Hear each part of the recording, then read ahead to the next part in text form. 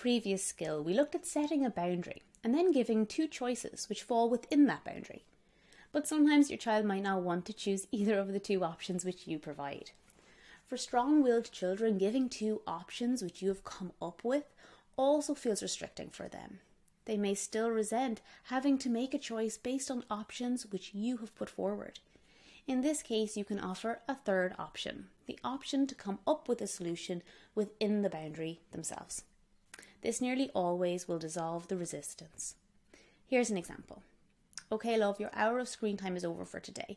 Put your tablet away on the toy shelf or on the bookshelf, or is there somewhere else safe that you can put it away? A child who can make their own choice, even when it falls within a boundary which you set, will feel so much more empowered. Your rapport with them and their buy-in to cooperate with you reaches a whole new level just by you phrasing that direction in this clever format. So you can vary these techniques based on the situation.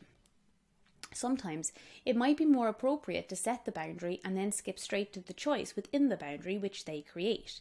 It's time to tidy up your toys. Where would you like to start? In some cases, this is the best approach. And sometimes your child might need some examples of appropriate choices before they feel confident in coming up with an option themselves. You don't want to put undue pressure on a child who isn't used to boundaries being enforced. When children feel threatened or under pressure, it often leads to aggressive outbursts.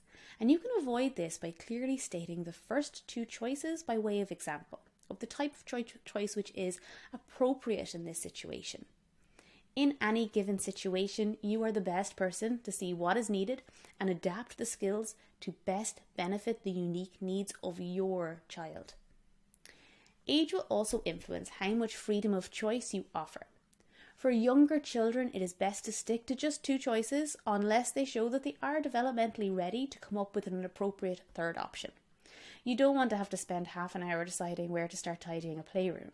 So if your child is unable to find a third option, they need to understand that they must choose one of the two options which you have offered.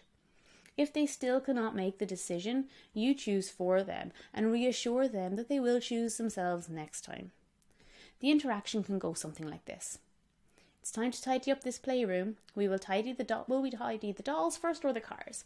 Or where do you suggest we start?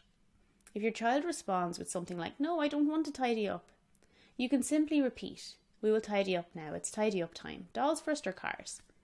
If your child still refuses, you can say, okay, so we'll tidy the dolls first. Here, pop this doll in the box there. At this stage, a lot of children will start to tidy. Others may continue to refuse, and others will just get upset. You start to tidy yourself and continue handing them items to put away, even if they don't follow through. This is a good first step. With repetition, your child will soon learn that when you say it's time to tidy up, the tidying up begins, and they will choose next time. For children who are used to boundaries being enforced, especially older children of about 8 years old and above, more freedom of choice should be given, even when setting a new boundary. So you will set the boundary and allow them to decide on the how. It's time to tidy up now. Where will we put these football cards? Or it's time to tidy up now. Where do you keep the box for your Lego? This enforces that keeping the room tidy is their responsibility and they choose where items belong. It also underlines that although you are the parent and are enforcing this boundary, you are also open to taking their direction and putting things away where the child has decided they belong. Of course, it's not necessary for you to always tidy alongside your child. This example is simply to demonstrate how you would enforce a new boundary, the boundary of keeping the room tidy, for an older child who isn't currently keeping their room tidy but is used to following boundaries. In that case, you tidy with them, and it's an important first step to enforcing that new boundary. So please remember, being a gentle parent is not about giving up on the things that are important to you. It isn't about negotiating what the boundary is. It's about how you put that boundary in place. These in-tune parenting skills leave your child feeling respected, understood and heard. And as you know, when you're feeling respected, it's so much easier to be respectful. So as with yesterday's video, please take the time now to journal on areas in your day where you could use this technique with your child and write out some examples for yourself. How you will phrase the direction and the options that you will give.